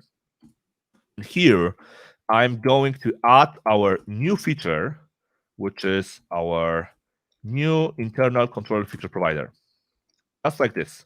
So we are simply, let's say, enriching our framework with this custom feature to be able to work with the internal controller types. Yeah. And of course, we gotta call this method. So here I'm going to call this services add infrastructure. And before we start, we can also extend this one with the similar public static iApplication builder use infrastructure. So later on, we can put some middleware in here. Up, return up. So let's call somewhere here, I don't know, up use infrastructure, maybe like this. And yeah, let's start the app now and let's see if this is going to work. Yeah, and yeah, this approach assumes that once we would eventually decide to migrate from maybe extract one module to microservice, yeah, this is some piece of code that we would like to provide somehow to this service, right? Because you typically want to keep your infrastructure being extracted like we've done with the Conway. So you probably put this into Nugget and deliver this way, or you can basically try to copy paste this or have it copied in each individual module. It's pretty much depends on your approach. But in this project, we'll basically have one shared infrastructure for all modules. Yeah. And as you can see, it does work. So yeah, if you ever wanted to have the internal controllers, but it didn't work, yeah, here is the easy solution, easy fix. All right, I'm thinking if it makes sense to actually put any more code in here, because we have this basic skeleton, we have this basic module in place, it's all wired up. So we could start adding more modules with the similar add, use, module, methods under some extensions type. But I think it makes sense maybe to stop here because it's almost 2 hours already.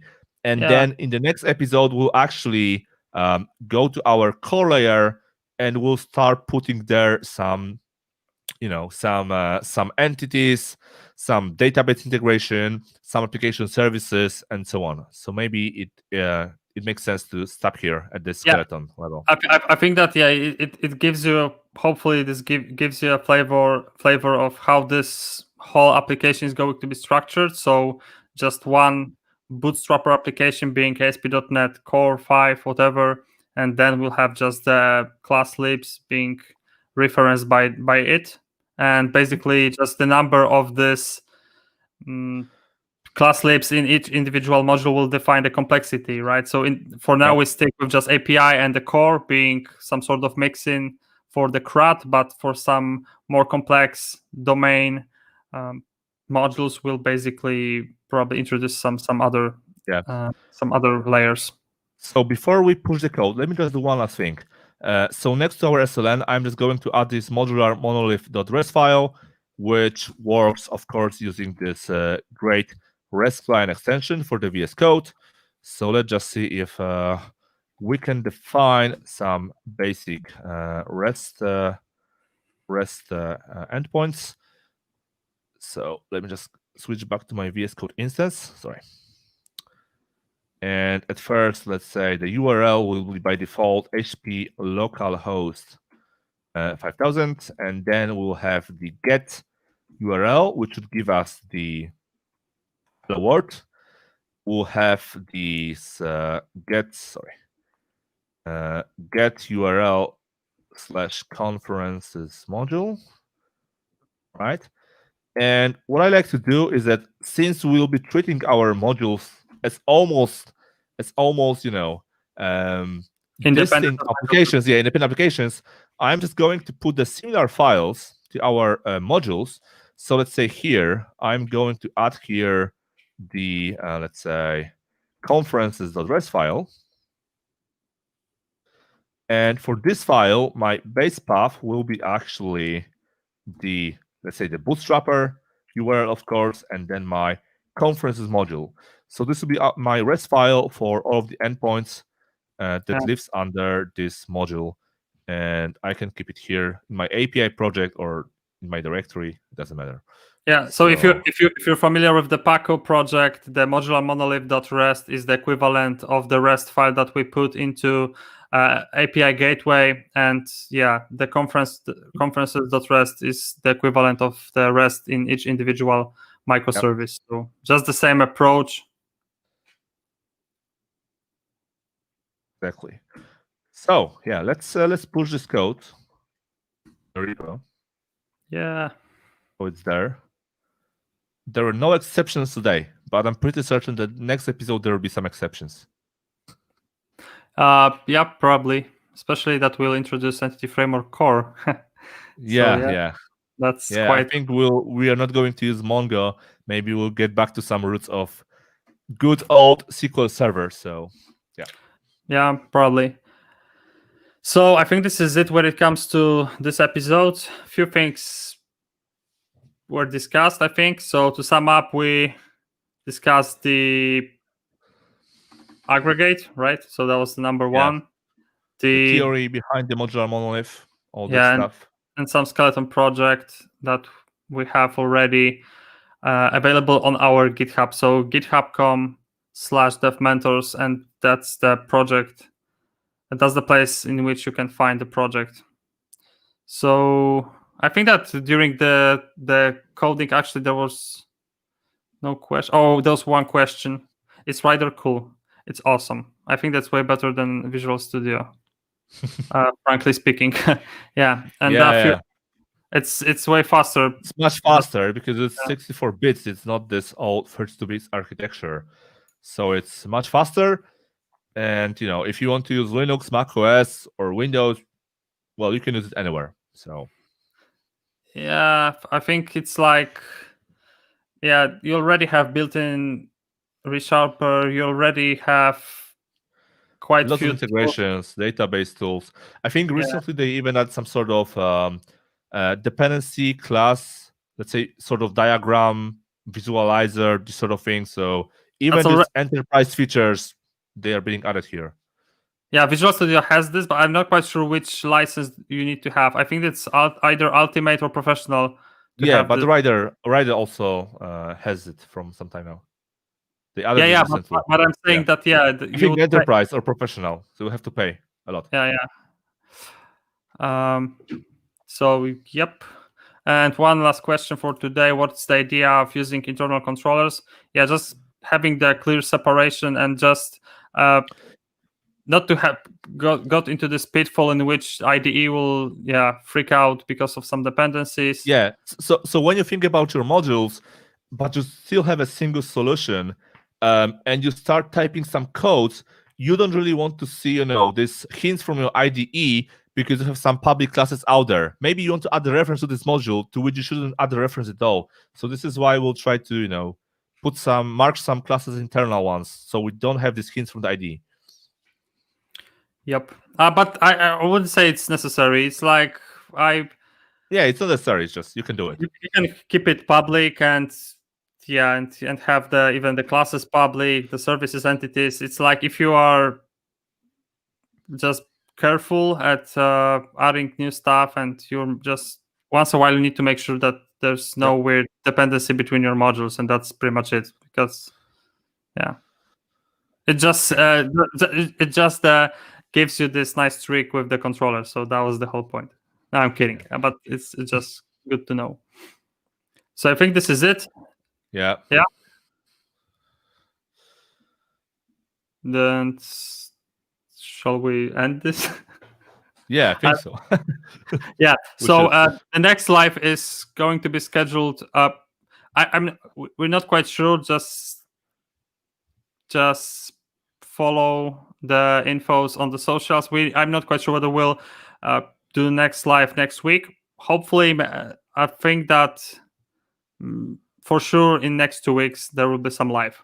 Maybe let's put Yeah, this up to 2 weeks tops, but we'll see. Maybe a little bit earlier. We'll see. Yeah, and we'll just keep updating you with what we've got when it comes to event storming, because there are also quite a few changes that we didn't discuss today. So yeah, a lot of changes, and hopefully we'll enjoy this through the rest of the year. Yeah, this year. Okay. Yeah. All right. Okay. So click on. Thank you all, and yeah, see you next time. Yeah. Thanks.